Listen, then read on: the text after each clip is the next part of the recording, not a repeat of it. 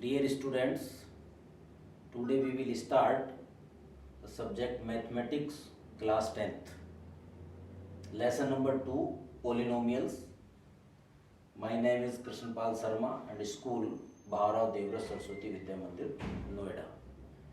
आज हम ये पोलिनोमियल्स के बारे में डिस्कस करेंगे और what is the polynomials and types of polynomials, ये हम इसमें डिस्कस करने वाले हैं.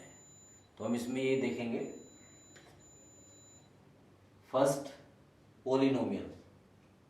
पोलिनोमियल क्या है? What is the polynomial?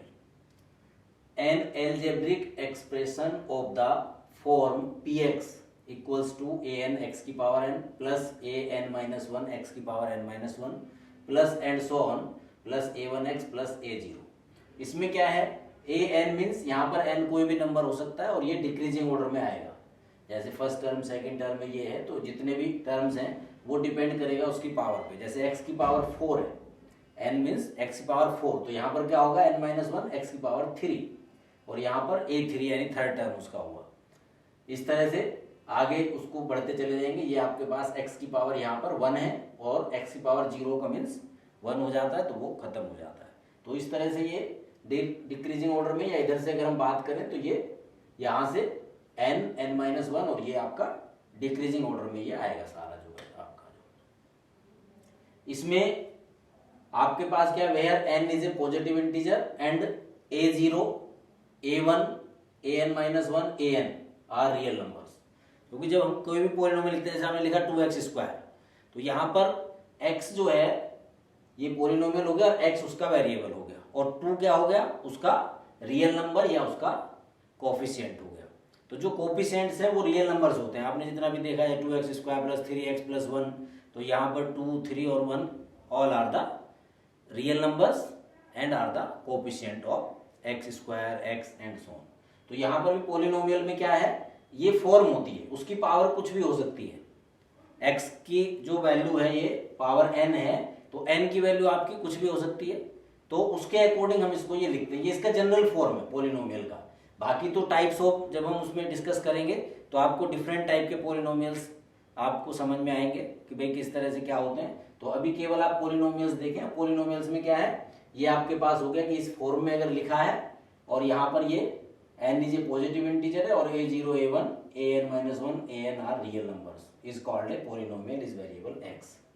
अब देखिए एग्जांपल हम लें. जैसे फर्स्ट में हमने लिया तो 2x plus 3 is a polynomial of degree 1, क्योंकि x की पावर क्या है? यहाँ पर 1 है. तो x की पावर 1 है यहाँ पर, तो ये आपके पास क्या आ जाएगा? जो उसका रिलेशन हम ले रहे हैं, तो ये x की जो डिग्री है यहाँ पर 1 है, तो यहाँ पर डिग्री 1 हो गई. ये आपने 9th क्लास में डिग्री के बारे में पढ़ा है. सेकंड जैसे हमने लिया x पावर 4 प्लस 5x की power 3 plus x square plus 3x minus 4 is a polynomial of degree 4. तो यहाँ पर पोलिनोमियल ऑफ डिग्री 4 हो गया. अब आप देखिए यहाँ पर क्या है? जो यहाँ पर n है ये आपका, और यहाँ पर n की वैल्यू क्या है? 4. अब यहाँ पर क्या है? n माइनस वन, तो यहाँ पर इसकी वैल्यू क्या हो गई? 3, क्योंकि 4 माइनस वन इक्वल्स टू 3. इसी तरह से डिक्रीजिंग ऑर्डर में आ जाएगा. यहाँ पर a0 मीन्स ये 4 और x की पावर 0 हो गई, तो उसकी वैल्यू 1 हो जाती है, इसलिए वहां पर उसका जो वेरिएबल x है वो नहीं आता. इससे पहले a1x है तो ये आ गया. अब a1 की वैल्यू क्या है? यहाँ पर 3 है. a0 की वैल्यू क्या है? 4 है. इसी तरह से अगर हम ये देखेंगे an की वैल्यू यहाँ पर इसका कोएफिशिएंट 1 है, यहाँ पर an माइनस वन की वैल्यू क्या है? 5 है. तो ये अगर हम उससे कंपेयर करते हैं तो ये आपका इस तरह से ये रिलेशन इसमें आता है. तो ये तो हुआ पोलिनोमियल क्या है, व्हाट इज द पोलिनोमियल. तो पोलिनोमियल ये एल्जेब्रिक एक्सप्रेशन है और ये इस फॉर्म में आपका लिखा जाएगा. तो ये आप ध्यान में रखेंगे. अब दूसरी बात आगे देखेंगे. इसमें जो सेकंड रिलेशन अब आता है टाइप्स ऑफ पोलिनोमियल्स. यहां पर आपके पास क्या आ गया? Types of polynomials. ये आपके अब टाइप्स ऑफ पोलिनोमियल्स में क्या है? First type of polynomial constant polynomial. अब कांस्टेंट पोलिनोमियल क्या है? ये जो आपके पास है ये कांस्टेंट पोलिनोमियल हुआ. A polynomial of degree 0 is known as constant polynomial. Polynomial में क्या होगा? उसमें वेरिएबल नहीं होगा, या वेरिएबल की डिग्री 0 होगी तो वो खत्म हो जाएगा. जैसे मैंने अभी बताया इससे पहले कि जैसे x की पावर 0 है, तो x की पावर 0 का मतलब क्या होता है? 1. किसी की पावर 0 होगी तो उसकी वैल्यू 1 हो जाती है, तो वो वेरिएबल इसमें नहीं आएगा। कांस्टेंट में क्या हो गया, केवल जो रियल नंबर है वही आएगा, या कांस्टेंट वैल्यू आएगी, या उसका कोफिशिएंट जो जिसे हम बोलते हैं वो आएगा। जैसे px इक्वल्स टू 5, तो 5 यहाँ पर क्या है, कांस्टेंट वैल्यू है। fy इक्वल्स टू 3, ये कांस्टेंट वैल्यू है। pz इक्वल्स टू 0, ये इसकी कांस्टेंट वैल्यू है। तो ये इसके एग्जांपल्स हुए। तो ये आपके पास क्या है, कांस्टेंट पॉलिनोमियल है। कांस्टेंट पॉलिनोमियल में जो वेरिएबल होता है उसकी डिग्री 0 होती है, यानी जब भी इस तरह से आएगा तो इसकी डिग्री क्या लिखेंगे, 0 लिखेंगे।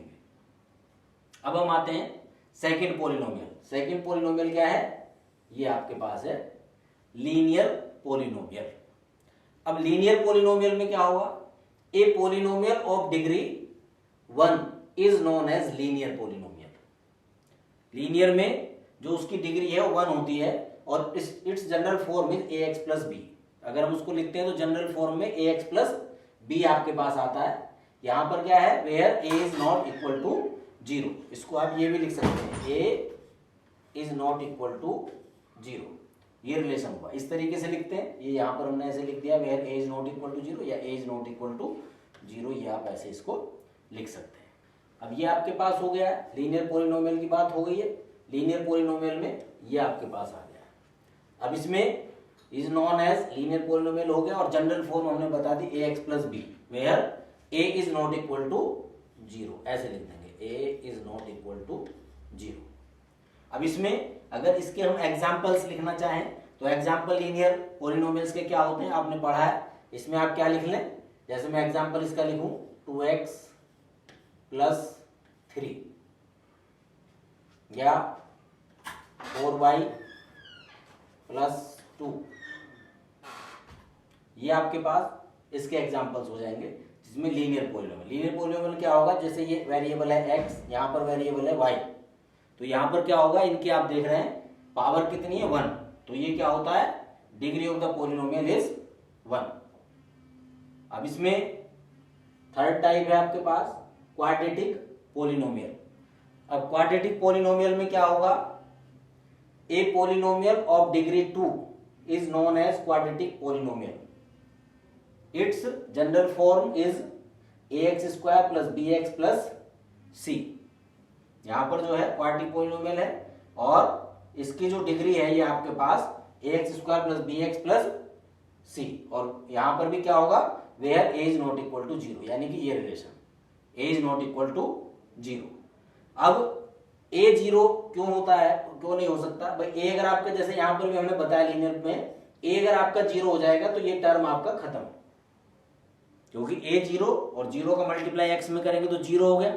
तो यहां पर क्या आ गया, ओनली b, और b फिर कहां चला गया, इसमें आपके पास कांस्टेंट पॉलिनोमियल में। इसीलिए यहां पर अगर हम a इज इक्वल टू 0 ले लेंगे तो 0 ले लेंगे तो ये टर्म हमारा क्या हो जाएगा, 0, और जब 0 हो जाएगा तो आपके पास क्या आएगा, bx प्लस c। अब जब bx प्लस c आएगा तो अब ये क्वाड्रेटिक पॉलिनोमियल नहीं हुआ, अब ये कौन सा हो गया, लीनियर पॉलिनोमियल। इसलिए यहां पर क्या है, आपके b और c तो 0 हो सकते हैं, आपके पास क्या टर्म हो सकता है भाई, आपका ये जो टर्म है ये आप देखिए,